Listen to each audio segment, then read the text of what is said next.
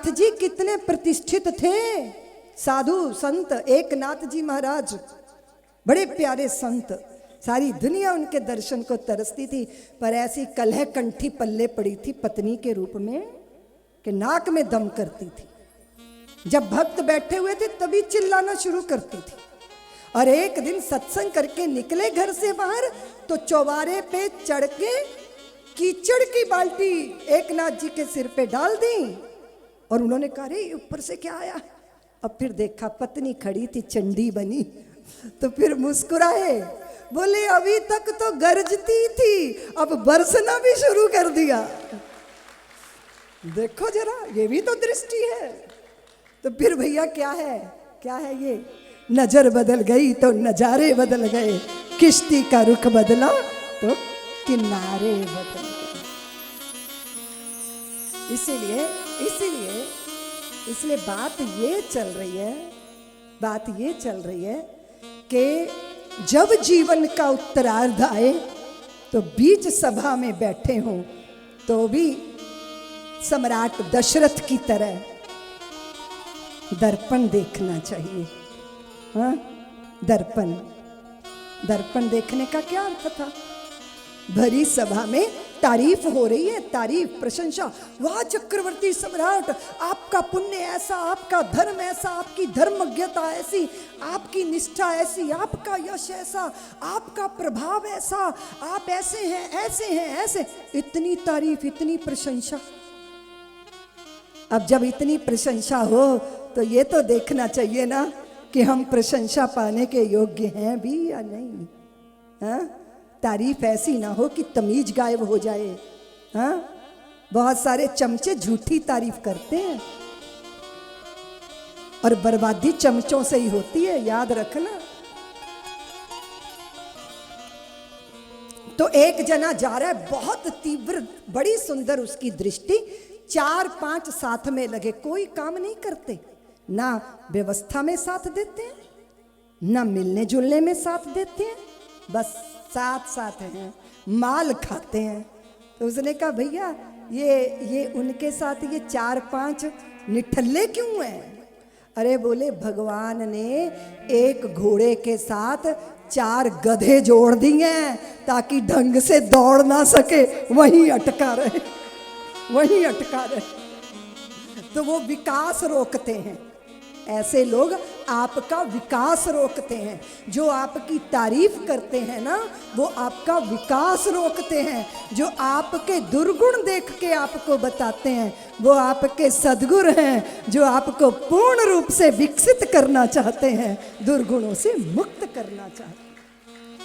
इसलिए सुनो, अपनी कमी सुनो, अपने अभावों को सुनो।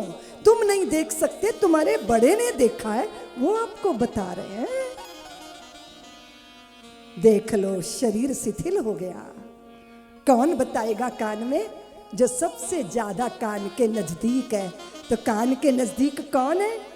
सफेद बाल कान के नजदीक है। वो बता रहे हैं सच्चाई कि अब जिंदगी का उत्तरार्ध प्रारंभ हो गया। एक समय सब सहित समाज, एक समय सब सहित समाज, राज सभा रघु राज विराज, राज सभा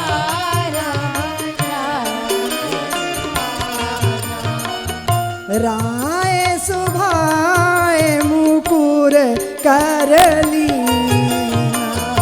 राय सुभाए मुकुर करली, बदन विलोक मुकुट समकीना, बदन विलोकी मुकुट समकीना, श्रवण समीप भय सित के श्रवण समीप भय सित के मनहु जरठ पनयास उपदेश,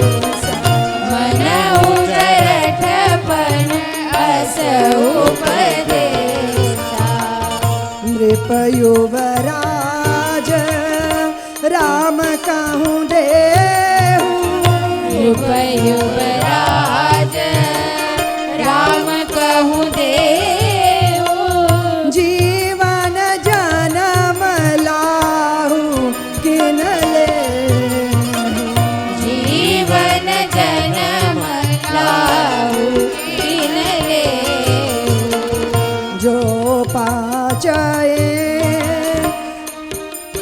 लागे जो पाचे मति लागे नीका करऊँ हरष ही राम ही चीका। और जैसे ही श्री चक्रवर्ती महाराज ने उस सभा में श्री राम को युवराज पद पर अभिषिक्त करने का समाचार सुनाया। जय हो जय हो जय हो जय हो जय हो जय हो। आप सही कह रहे हैं, आप निश्चित सही कह रहे हैं। मुहूर्त मुहूर्त तो देख लो। मुहूर्त से राम नहीं है, श्री राम से मुहूर्त है, गुरुदेव ने कहा। हुआ क्या? कहते हैं कि दशरथ जी के इस निर्णय ने दिशाओं को धन्य किया, सभा को धन्य किया, पंचों को धन्य कर दिया, सामंतों को धन्य कर दिया, अयोध्या की प्रजा भी धन्य हो गई। क्योंकि श्रवण समेत भये सित केस। बालों ने कहा कि हमारा रंग बदल गया, अब अपना भी ढंग बदल लो। अब योग्य नहीं हो, अब मुकुट टेढ़ा हो जाता है, अब उंगलियों की अंगूठियां ढीली हो गई हैं, अब योग्यता नहीं रही ना। अब आगे जिम्मेदारी सौंपनी चाहिए ना। क्यों देवियों, बोलो ना। जिम्मेदारी सासू माँ को आगे देनी चाहिए ना, ट्रांसफर करनी चाहिए ना, सत्ता और शक्ति का ट्रांसफर होना चाहिए ना। बोलो ना। हाँ, तुम कहती हो दीदी माँ हमने सोचा था बेटे का ब्याह कर लेंगे, बड़ा सत्संग कर लेंगे, ये करेंगे। अब तो जब से बहू आई है तब से और रखवाली करनी पड़ती है कि भैया और पता नहीं कौन से गुल ना खिला दें। और जब से आई है अशांति अशांति है।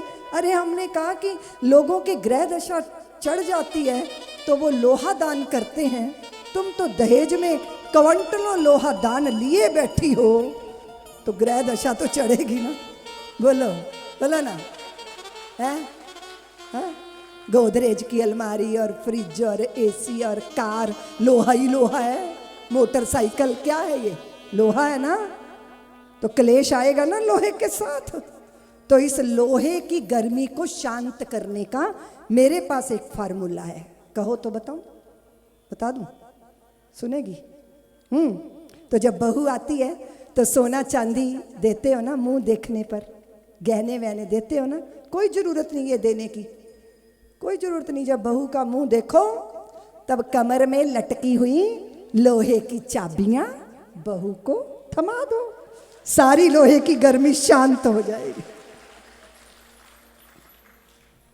राजी हो कि नहीं? कल आओगी कथा सुनने कि दीदी माँ तो चौपट करके ही जाएंगी, हमारी सत्ता छीनवाना चाहती है। बहुत आनंद है वानप्रस्थ का, जिम्मेदारियों से मुक्ति। अब घर में रहिए मेहमान बन के। अतिथि मजे लेता है, आनंद लेता है। अभी हम अपने आदरणीय विधायक जी के सुंदर प्यारे दिव्य भव्य घर का आनंद ले रहे हैं। अब ये फिक्र तो बिंदु करेगी ना कि पानी आया कि नहीं, भोजन बना कि नहीं। वो तो लिस्ट बना रही है महीनों से कि आज सुबह क्या बनेगा, दोपहर को क्या बनेगा। इतने मनोयोग से भोजन बन रहा है, सब प्रसादी पा रहे हैं। एक बार तो आशीर्वाद दीजिए, आशीर्वाद बनता है, आशीर्वाद बनता है। इतनी सुंदर व्यवस्था। तो मैं आपसे निवेदन कर रही थी देवियों कि मिल्कियत छोड़ने की जरूरत नहीं है, पर मालकियत को एक समय पे आके त्याग देना चाहिए। मिल्कियत छोड़ने की जरूरत नहीं। क्योंकि मैंने देखा है कि आश्रमों में भी लोग जाके जब डेरा डाल देते हैं, वहां भी मालकियत की ही लड़ाइयां हैं। चेले तो गुरु को जहर खिला देते हैं, एक दूसरे की कपाल क्रिया कर देते हैं संपत्तियों के लिए। इसीलिए बहुत इधर उधर भटको मत कि जी हम तो तीर्थ पे ही जाके रहेंगे। हाँ, तीर्थ पे जाने का मौका मिले रहो जाके, पर सबसे श्रेष्ठ है कि तीर्थत्व को अपने भीतर बसा लो और जहां हो वही आनंद के साथ रहो। अपने घर में रहोगी तो तुम्हारे पोते नाती तुम्हारी गोदी में आके बैठेंगे, उनके माथे पे हाथ रखोगी, कुछ धर्म की संस्कृति की चर्चा करोगी। बहू बेटा तो कमाने में व्यस्त है, दादी के पास पलेगा, दादी की छाती से लग के पलेगा तो कितना अंदर और बाहर से तृप्त रहेगा। इसलिए वो कर्तव्य है, उसको छोड़ के इधर उधर भटकना मेरी दृष्टि में तो उचित।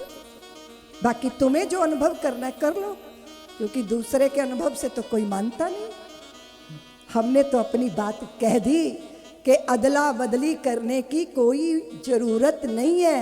ना नाम बदलो, ना रंग बदलो, और ना कपड़े बदलो, ना जगह बदलो। अगर बदलना है तो अपना दृष्टिकोण बदलो, अपनी नजरिए को बदलो। और क्या करना है? नाम सुमिरो।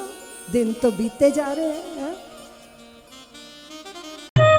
सब्सक्राइब करें साध्वी ऋतंभरा जी के YouTube चैनल को और हमारी वीडियोस को सबसे पहले देखने के लिए बेल आइकन को दबाना ना भूलें।